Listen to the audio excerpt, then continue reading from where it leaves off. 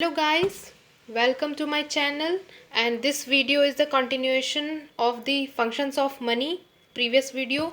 In the previous video we have learned the static functions of money which were primary, secondary, contingent and others. Now in this video हमारा focus रहेगा, our focus will be on dynamic functions of money. इस तरीके से आपको exams में आता है तो आप इस तरीके से लिख लेंगे. स्टैटिक होता है, डायनेमिक होता है. स्टैटिक में प्राइमरी, सेकेंडरी, कंटीजेंट, अदर्स, और इसको आप और एक्सप्लेन करेंगे जो हमने एक्सप्लेन किया था इसके पॉइंट्स. प्राइमरी में कौन से होते हैं, सेकेंडरी में कौन से होते हैं, कंटीजेंट में कौन से होते हैं, all the things you will explain. और हाँ, हमने बोला था कि हम इसी के साथ आइडियल डेफिनेशन ऑफ मनी भी देखेंगे कि functions of money will make the ideal definition of money. तो आइडियल डेफिनेशन ऑफ मनी क्या होगा? See here, money is defined as medium of exchange. ये एक आइडियल डेफिनेशन है मनी का.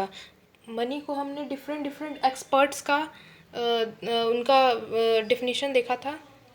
इस वीडियो में हम आइडियल डेफिनेशन भी कवर अप जल्दी से कर लेते हैं कि money is defined as medium of exchange having measure of value, store of value and act as basis for standard of deferred payments. So ये जो all the four points हैं that you will sum up together, it will make the money definition. Okay, इसको हमने इसलिए part by part लिखा है ताकि आपको ईज लगे. Medium of exchange, having measure of value, store of value and act as the standard of debt, act as the basis for standard of deferred payments. ये primary और secondary functions of money का point है और इसी से money का ideal definition बनता है. ऑल्दो और भी अदर फंक्शंस होते हैं जो हमने पढ़ चुका है. और अब हम इस वीडियो में हमारा फोकस ज़्यादातर मेनली रहेगा डायनेमिक. डायनेमिक मतलब movement, related to movement.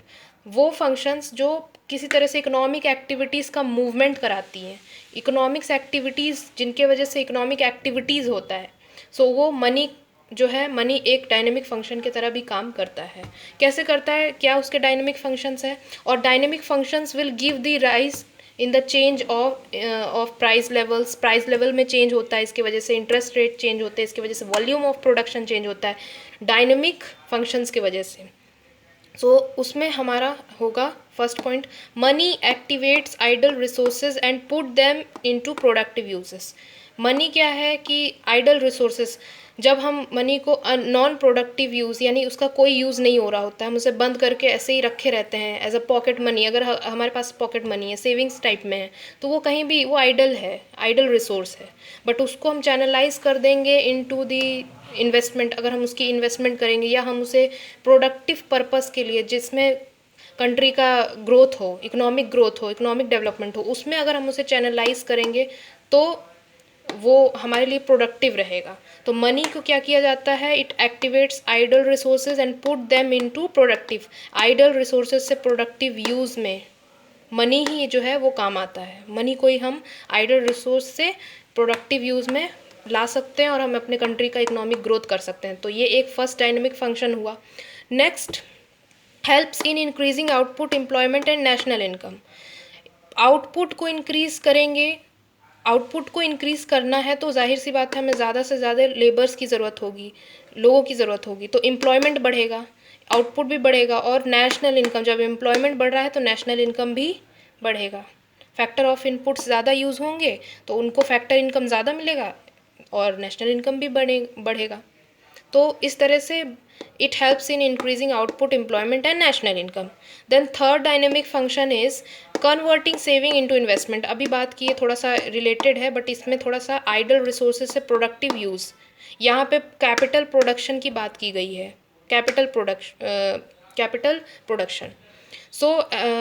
Production क्या बोलता है कि सेविंग्स जो है हमारे पास, जो हाउस होल्ड सेक्टर के पास सेविंग्स रहती हैं, हम जो सेविंग्स करते हैं उससे हम कहीं अगर हम इन्वेस्ट करें सपोज़ प्रोडक्टिव पर्पस के लिए, जैसे हम उन्हें कैपिटल एसेट्स में इन्वेस्ट कर सकते हैं, तो इससे क्या है कि कैपिटल फॉर्मेशन होगा.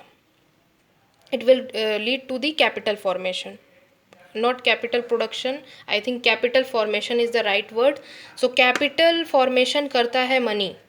सेविंग्स को हम चैनलाइज कर देते हैं in the banking sector or in the capital markets for the business purpose. business को चाहिए होता है, business भी अपना जो फंड रेज करती है, तो हम सेविंग्स को अगर वहाँ जाके इन्वेस्ट कर दें तो वो प्रोडक्टिव यूज़ हो सकता है उसका, ठीक है, जो हमने यहाँ पे देखा था। तो सेविंग्स को इन्वेस्टमेंट में कन्वर्ट करने का काम भी, जिसको हम बोलते हैं कैपिटल फॉर्मेशन, ये एक फंक्शन है, डायनेमिक फंक्शन, वो भी मनी करता है। Then last one is created by government resulting into excess funding then earning.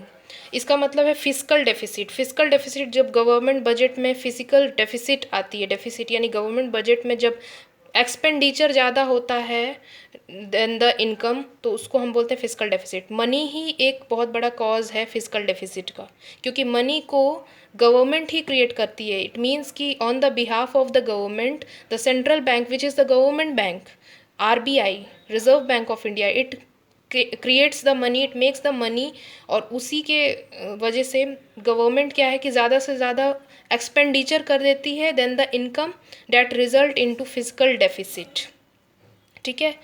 इस समय कोविड के टाइम पे गवर्नमेंट की जो बजट है ऑलमोस्ट फिजिकल डेफिसिट ही फेस करेगी, क्योंकि गवर्नमेंट को इनकम उतना नहीं आएगा जितना उसकी एक्सपेंडिचर है। हेल्थ सेक्टर पे एक्सपेंडिचर है, वैक्सीनेशन चल रहा है उस पर अभी एक्सपेंडिचर है, यानी कि इस टाइम पे गवर्नमेंट का एक्सपेंडिचर सबसे ज़्यादा हुआ है, तो it will result into physical deficit. Okay, so this is the dynamic function of the money which results the change in the movement of economic, which cause a movement in the economic activities। Ultimately dynamic functions वो function जो movement cause करते हैं economic activities of the country और economy. जैसे पहला तो idol sources से productive use में, देन नेशनल इनकम में, इनकम इंक्रीज करने में हेल्प करता है, देन सेविंग्स को इन्वेस्टमेंट में कन्वर्ट करने में हेल्प करता है, और फिजिकल डेफिसिट कॉज करता है। So these are the functions of money. In the next video we will talk about characteristics or features of the ideal money. So wait till then. Okay, stay safe. Thank you. And if you have not understood any of the topic, please do ask me in the comment section. I will always be ready for your help. जितना मुझसे बनेगा मैं help करूँगी, जो मेरे syllabus में है, जो मेरे हित में है। So this was all in this video. Okay, if you like this video, please do share it also, subscribe also if you have not subscribed yet, and okay, see you soon.